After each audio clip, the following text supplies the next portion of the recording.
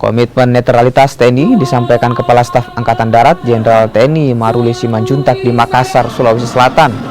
Kasat pun menekankan agar TNI selalu memegang teguh komitmen netralitas serta menjaga stabilitas keamanan terutama saat pemilu.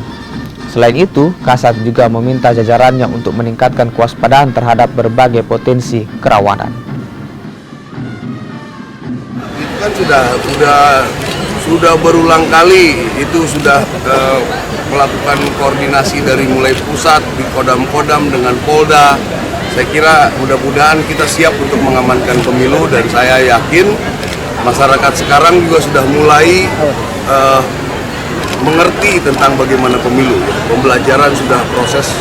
Ini berarti pemilu keberapa ini deh, pesta demokrasi keberapa? Saya kira sudah ketujuh ya, Pak. Sudah ketujuh saya kira. Ya, mudah-mudahan secara urutan ada survei ya. Survei malah dikatakan Sulsel adalah provinsi yang akan teraman di